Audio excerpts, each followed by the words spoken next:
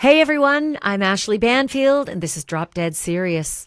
If you've ever wondered what it feels like to chase down leads in a real-life mystery moment by moment, then look no further than the disappearance and highly suspicious death of Celeste Rivas Hernandez. She's from Lake Elsinore, California. You've probably seen the story everywhere, on social media, all over the internet, and splashed across the news. 14-year-old Celeste was found dead and very, very decomposed, possibly even dismembered. She was left to rot inside the trunk of a Tesla, belonging to an up-and-coming R&B singer named David, spelled D4vd. His full name is David Anthony Burke. And since that grisly discovery in his Tesla, the revelations in this case have only gotten darker.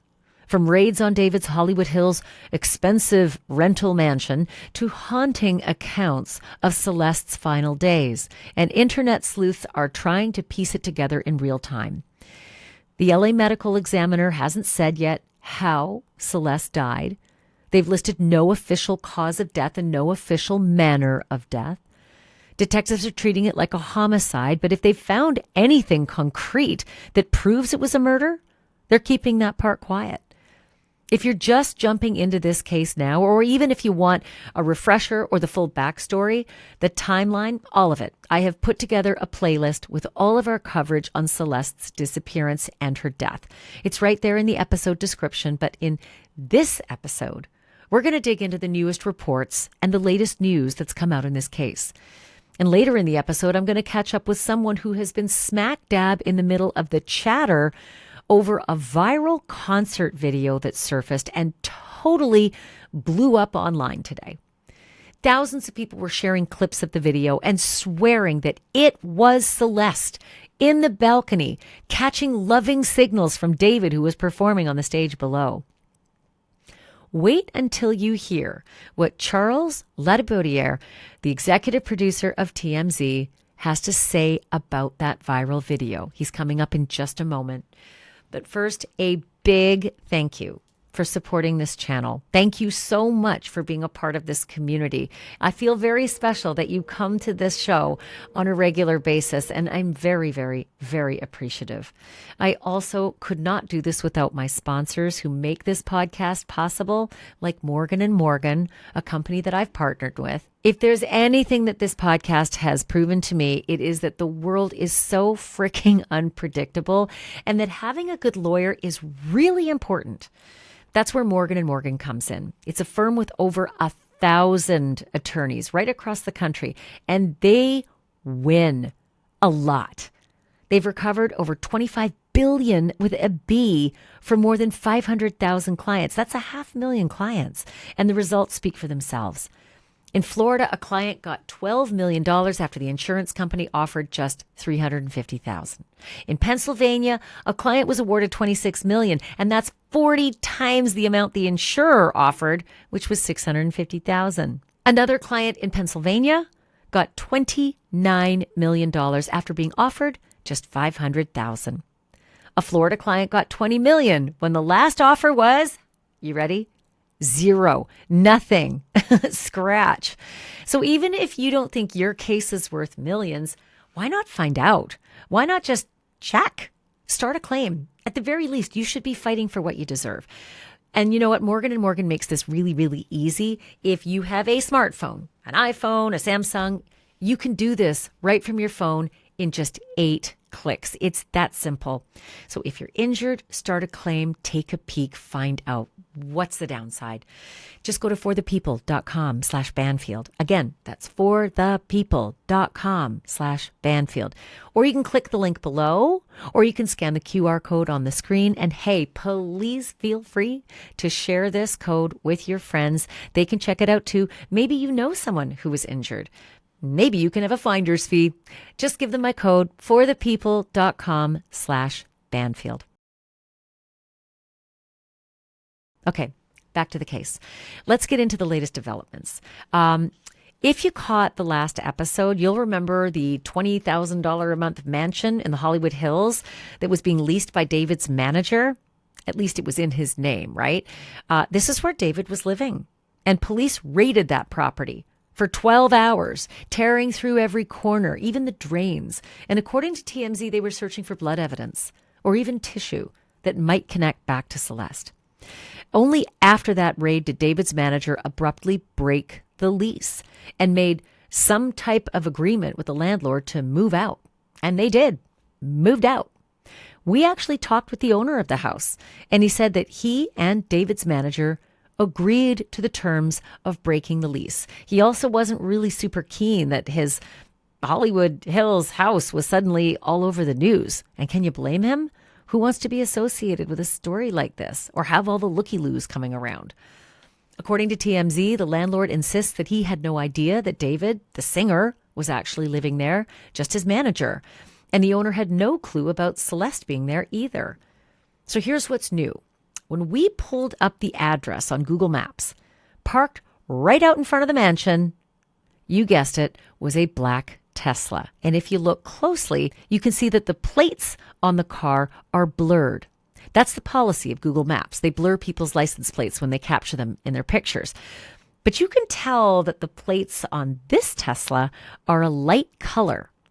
And wouldn't you know it, Texas license plates are white. And that's where David's from, Texas. And his Tesla had Texas plates. This picture on Google Maps is dated May of 2024. To be clear, this is our observation. This is not part of the LAPD release or TMZ's reporting. And guess what is also pictured outside that home? 2 security cameras. The owner of the house says you basically can't come or go without being recorded. But here's the twist. The owner claims he never keeps the logins to the security cameras himself. He hands that access over to his tenants so that they don't feel like they're being spied upon. So it's their choice, the tenants, in this case, David and his manager. If they wanted to use that security system, it was available to them. And just think what's available if they did use that security system. And can I just be like frank for a minute here? I've got cousins who live in the Hollywood Hills. I've been in the Hollywood Hills a lot. It is really unusual for people not to use their security systems up there. And there are lots of security systems and gates out in front of properties, right, that you have to buzz in through. So here's my guess. He's a singer. He's got a following. He's probably got some stocky kind of fans. So I'm thinking he's using the security system. I'm thinking that they want to know who's out there before we go to the door and open it up. I'm thinking there's probably recordings, which means there were probably some hard drives that had recorded plenty of comings and goings in that house. And I'm thinking if the cops raided that house, it's the first thing they go to, the cameras and the recordings. So if they exist, think Diddy. Damn, they got a lot of stuff off them Diddy hard drives in those 2 mansions that they raided. They're going to go right to the hard drives, right? Now I'm also thinking, if you were responsible for, say, the unexpected death of a young underage teenage girl, and you needed to get rid of said girl, and if it happened at that mansion, are you smart enough to erase those hard drives? Are you smart enough to get rid of that evidence? Or do you not think you're going to be raided and you don't think of it in time? All the things that I am dying to find out once the LAPD decides, if it decides to release this information in a case. Do they have video of Celeste coming into that house and never leaving? Do they have video of Celeste coming and going all the time? Do they have strange pictures of people coming out of that house with large containers? We see it all the time in murders, right? People think that they can leave their house only to be caught on Ring.com. Ring cameras capturing them with big duffel bags or buckets, strangely, when the person disappears inside. These are all the things my mind goes to. Let me be clear here. David is not charged with anything, right? David is not a person of interest or a suspect in this terrible discovery found in his trunk. These are where my questions go to when there is a suspicious death and when there's a death investigation. And the way that this girl's body was treated, left in a trunk to almost liquefy up and until her birthday, yeah, I think it's all pretty sinister. So my mind does go to what happened before she was in that trunk. How did she end up in that trunk? Was she murdered? Did she die accidentally? Maybe an overdose, maybe an accident. And suddenly the people around her think, oh, Jesus, this is an underage girl. She's a runaway. We got to get rid of her. Someone's going to think we did this. That's a possibility too. Or was there something else? Maybe she was pregnant and whoever she was with, fathering the baby, didn't want the baby or the girl. That happens a lot in these cases. I'm in true crime. I see it all the time. Or maybe it was a fight. And maybe she got hurt. And maybe she died because of how badly she was hurt. All of these scenarios go through my mind, and I just know this is what the LAPD is chasing as well. All of these possibilities. What's the story that the house will tell them? As investigators pick apart David's world, they are simultaneously piecing together Celeste's world. They're retracing her steps. They're trying to understand the life that she was living. She'd run away before. Riverside County Police logged at least 3 different missing person reports for Celeste, and detectives believe that she came from a troubled home, something that may explain why she kept leaving. TMZ also reports that Celeste may have used multiple fake IDs to get around and to appear older than she was. Investigators have also tracked those disappearances on paper, and it turns out that Celeste was first reported missing on Valentine's Day, 2024. And then again on March 18th, 2024. TMZ spoke with a local liquor store owner who says that on that very next day, March 19th, 2024, a girl, possibly Celeste, appeared on surveillance and seemed to get into a car just out of frame of that liquor store surveillance cameras. They also report that Celeste's sister later came to that liquor store to review the videotape to see if it was her missing sister. And by April 5th, Celeste's family saw her alive for the very last time. She disappeared yet again, and not long after, another piece of the puzzle surfaced from somebody on TikTok. It's a photo that allegedly shows David in a beanie with pink writing, slipping cash to a kid on the street. And the spot where this is happening? Echo Highland, a brand new development just blocks from Celeste's family home. Why would David be paying a kid in Celeste's neighborhood out there on the street? Why would David even be in Celeste's neighborhood? It's 70 miles away from his Hollywood Hills home. Surely it's something police are following up on. But what stands out even more than maybe these photos of David in Lake Elsinore are the tattoos on Celeste's young body. When investigators opened that trunk of the Tesla, there were things that Celeste's mother had told the police that helped identify her quickly. She had a tattoo on her right index finger. You know, the one when you put it to your lips and you say, shh. Well, the tattoo had the letters SHHH. Just so happened it was the same spot where David has the exact same tattoo, saying, shh. It's really ironic, isn't it, that here we are trying to piece together a suspicious death, and 2 players in this death, David because he owns the car where the body was found, and Celeste, the body, both have a tattoo saying, shh. Hopefully for Celeste, people won't be silenced for long. There are some reports online that Celeste also had another tattoo, one that said, David, written in red ink, written down the inside of her ring finger on the opposite hand, her left hand.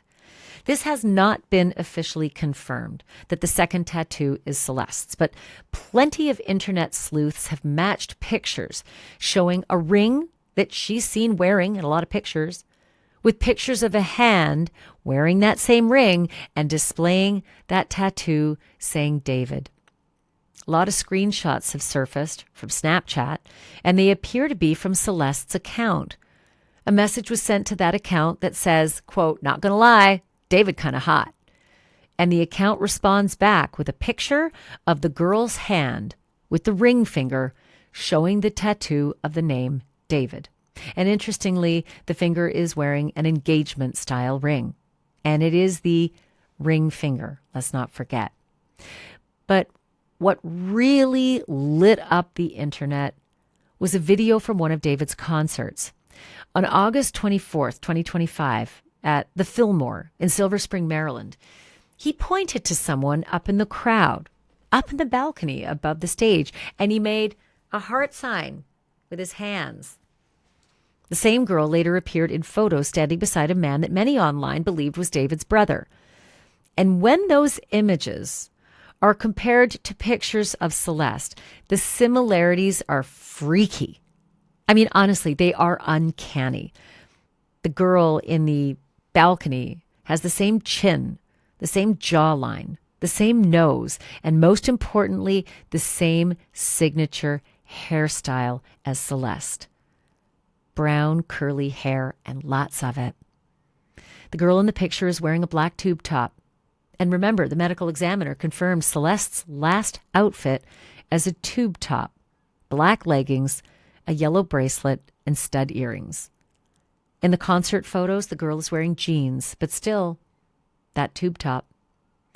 David actually played 2 shows at that venue, both part of what is now a canceled tour. So that video, it could have been shot on either August 23rd or August 24th, and that would be just 2 weeks before Celeste's badly decomposed body was found in the trunk of his Tesla. And if it could be proven that she really was in Maryland or anywhere else at the end of August, it would really, really tighten the timeline for when she may have died. But sadly, this was a lead that did not pan out. It's not her.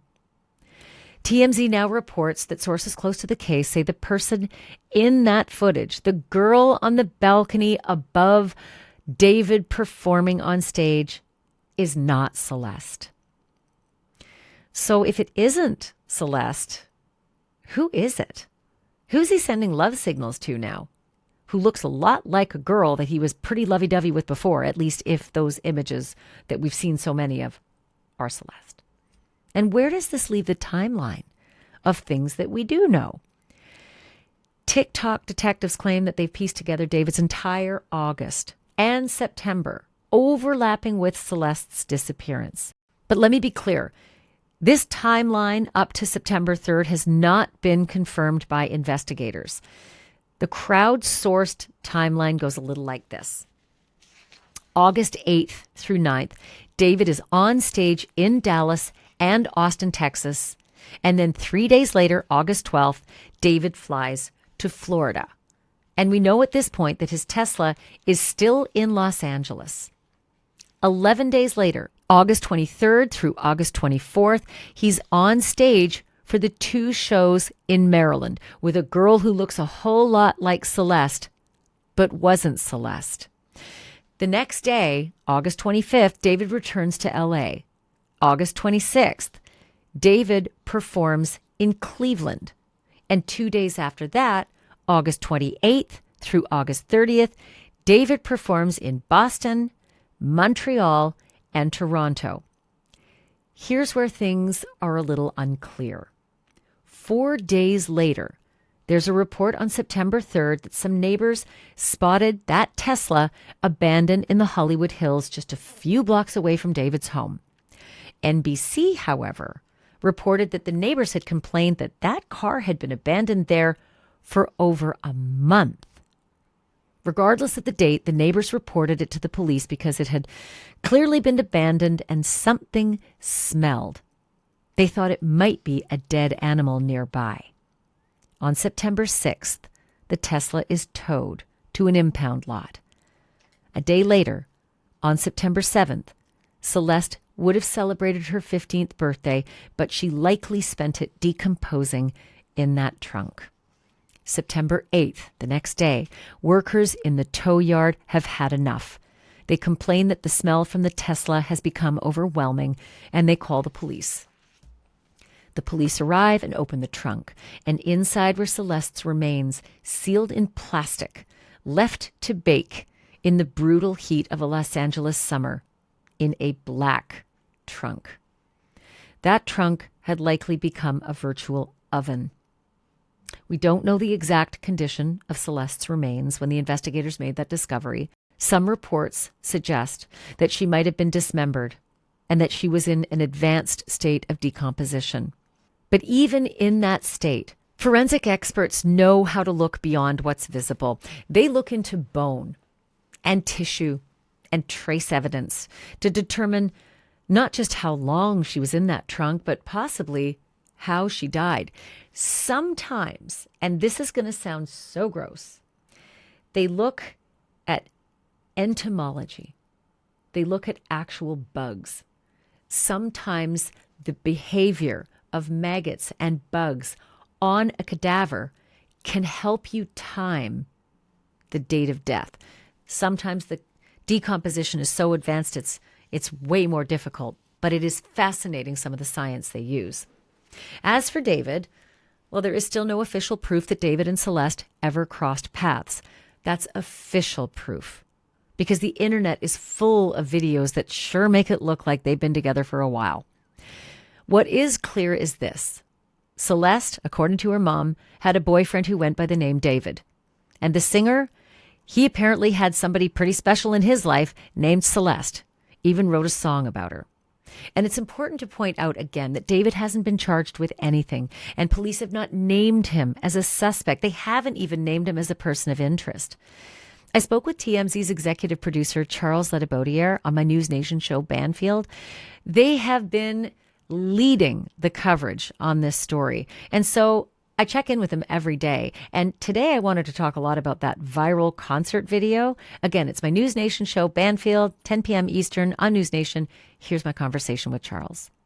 So I was so excited when I saw some video that purported to be video of potentially Celeste in the balcony at one of his concerts over the summer, which would have given us some timeline. It just didn't seem to pan out, though. Yeah, I get why people online were really into this video and thought that this was going to be critical to the investigation. There is this woman, the video is David in concert from, it's either August 23rd or 24th. He had two shows in Silver Springs, Maryland. And there's a woman in the balcony who he actually acknowledges, looks up at her. She certainly could have been Celeste. It looked like it. And a lot of people immediately latched onto this. But we have been told by a source that is connected to the case that it is not Celeste, and therefore it doesn't do what we hoped it would do, right? That if this actually were her, then we would know that she was killed within a roughly 10-day period. At some point during those 10 days would have been when she was killed. But so this opens up the timeline again, which now is very we are back frustrating. to square zero, which is we just don't know when she was killed. I do think that there could be some news on this very shortly. And the reason I say that is her body was released to her family. Her remains were released to her family. That says that the LA County Coroner's Office has completed all the testing that they wanted to do, that they needed to do to try. One of the two things we're really waiting to hear from them, a cause of death. I know that sounds strange because, we know that her body was chopped up and that that they put the remains in the Tesla, but that still doesn't say how she died, right? It could be that she died from an overdose, could be who knows what, and then her body was chopped up. Celeste's body has been released to her family, which means medical examiner is finished. They have everything that they could possibly need. What we might just be waiting on now could be toxicology results, which sometimes can take some time. Yeah, that toxicology is going to be critical. And there's a couple of reasons why, like we said, that's going to help them potentially narrow down the window of when she was killed. But also there's been this longstanding, really, it's nothing more than a rumor, Ashleigh, that people believe, well, maybe she was pregnant and that's why someone decided to take her life, that was inconvenient for someone for her to be pregnant, considering the fact that she was, 14 years old. that's Inconvenient something, and, by the way, very illegal, and right? evidence of that Of a kind of relationship, which is actionable. Right. Yeah. So that is something that that they could determine from toxicology whether or not she was pregnant. So there's a lot to learn there from the remaining results that we hope to be getting from the LA County coroner soon. Not only that, but if, and let's just, I keep prefacing this, David is not charged with anything. David is not a suspect. David is not a Correct. person of interest. And so it would be super curious to find out if, and again, big if, there were a pregnancy involved, they would be able to determine, hopefully, despite decomposition, the DNA, Yeah, connection to the father. So who the exactly. father would be, which again, whomever it might be, if it is indeed even a possibility, Yeah, that exactly. would be a crime. Yeah, that's obviously we still don't even know the real nature of this.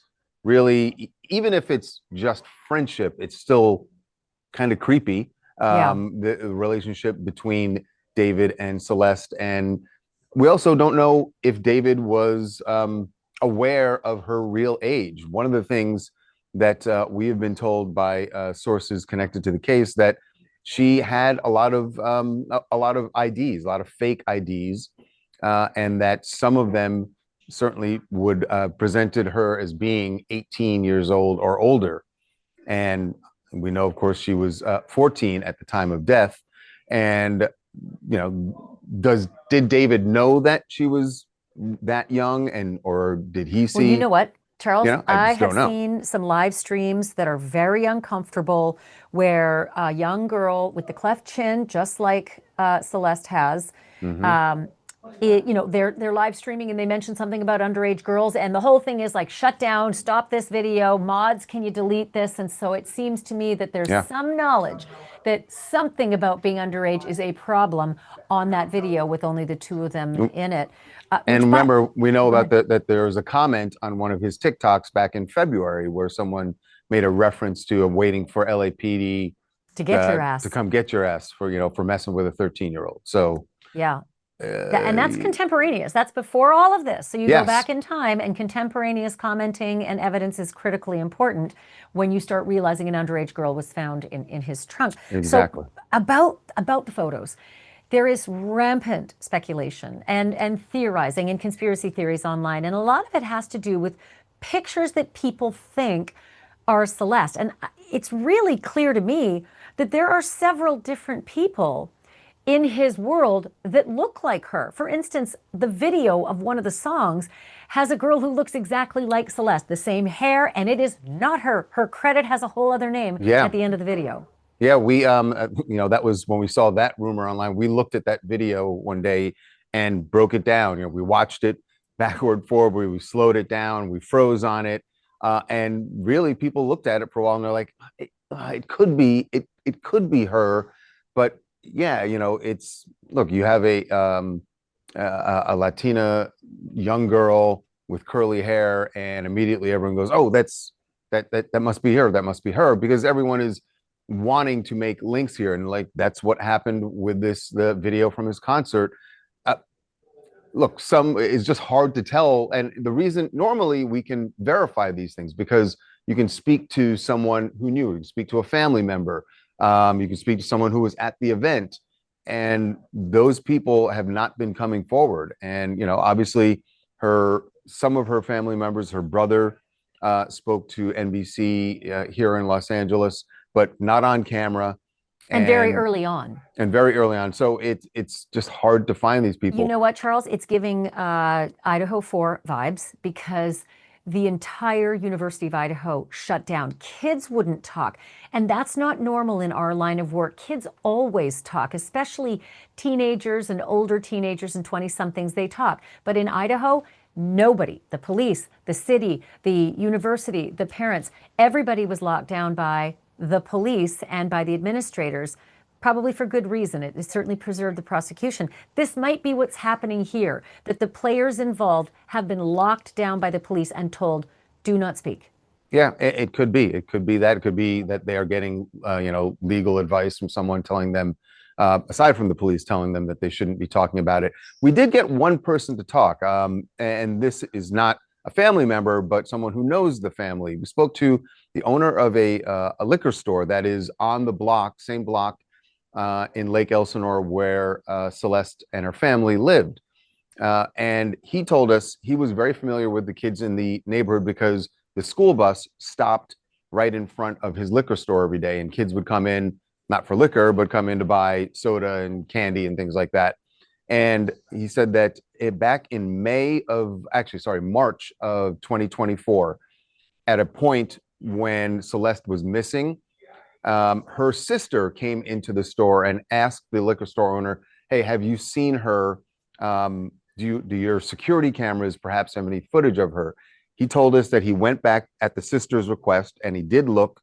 And on March 19th, 2024, he did see her in front of the store, go across the street and then down the street a bit and get into someone's car. He said by the time she got in the car, it was out of focus of his security camera, so he couldn't tell what kind of car it was or who else was in the car, but he did see her. What's interesting about that is that it's the first time that we've had a report of a family member actively doing something, searching for her. We know that she went missing several times early in 2024 between January and April.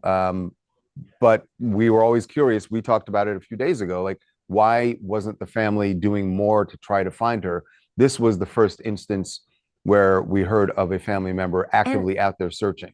That to me is really interesting because, at this point we know without question about her going missing in January and then going missing in April. But now this has her missing again in March, the month before her final report of being missing. And I know that TMZ is the only outlet who has been able to speak with Celeste's mother. But I'm still so curious as to why the police wouldn't have just marched right up to the Hollywood Hills where they found her the first time. And each time this girl was problematically missing or not coming home, go back there and get her, because it seems from all the videos and the evidence that is clearly where she was. Yeah, I mean, we know that she, what we've been told by people in Lake Elsinore is that the police found her in Hollywood the first time in 2024 when she went missing. They brought her back, and we said, like, why wouldn't they go back to that same spot? Now, the problem is, and the police aren't saying, we don't know where they found her exactly in Hollywood, where they found her the first time. Did they go back to that same spot, but she was in a different place? Maybe she wasn't there. We know, of course, that the home where police searched, where they executed that search warrant, is in the Hollywood Hills. Is that the same place where they found her in, early 2024? We don't know. And, you mentioned we did speak to Celeste's mom, but I got to tell you, we have not been able to get back in touch with her.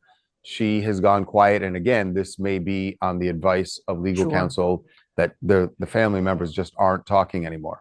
Well, it could be the police told her not to, and it could be that counsel said, you've got some exposure here for endangering this child's life, for not having done more to get her out of a situation where you may have known she was. I mean, she knew about a David. There had been these multiple instances of her going missing and then being brought back from the Hollywood Hills. So there may be something there where there's a concern for this family. Certainly they are in mourning and they shouldn't be falsely accused of anything. This is a terrible situation for them to be in, losing their daughter in this horrific way, where she was found even on her birthday, on her 15th birthday. Let me ask you about the shows in Australia. There's still tickets available. I thought the entire international, this is weird, thought the entire international tour, domestic tour, everything was canceled, but they still have tickets for December.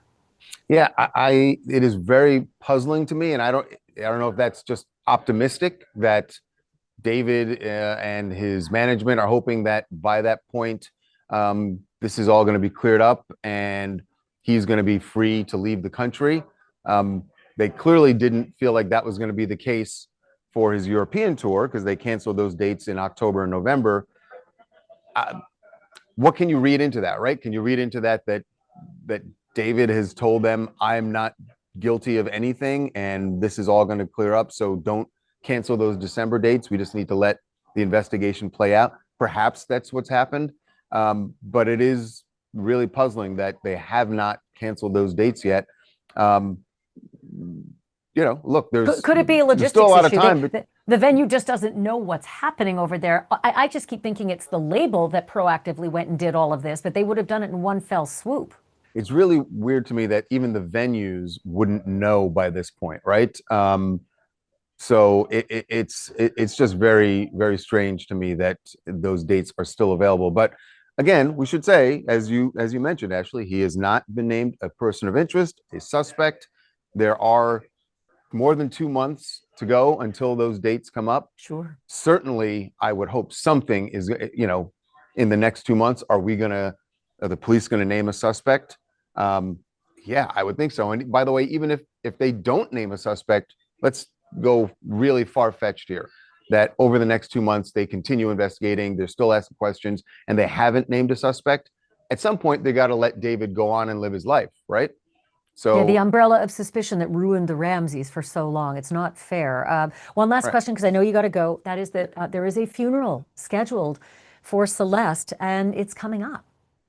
yeah, this is going to be very interesting. We talked about this a couple of days ago, that when this funeral happens, and you're certainly going to have family and friends there, but there's always this thing about whether the person involved shows up or is anywhere nearby. It also raises the question of, would David want to go to this?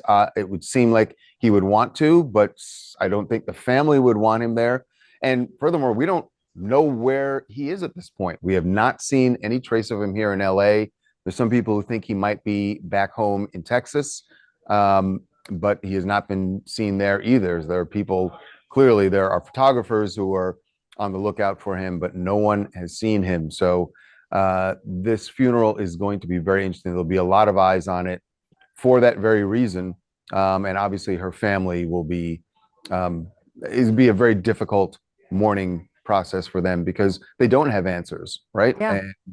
And how do you not address that while you were laying her to rest? And there are so many fans or former fans who want to pay their respects, who are devastated about what's happened to this girl. And I keep calling her a girl because she wasn't a woman. Yes. She was, maybe 11, 12, 13, and only 14, unlikely 15.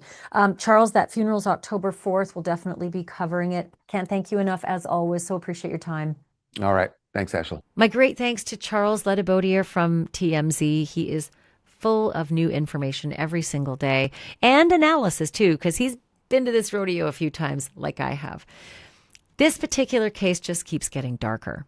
And with every new detail, we're left with more questions, it seems, than answers. But we will keep digging, because Celeste's story deserves to be told. Celeste deserves justice. I'm Ashleigh Banfield, and as always, the truth isn't just serious, it's drop dead serious.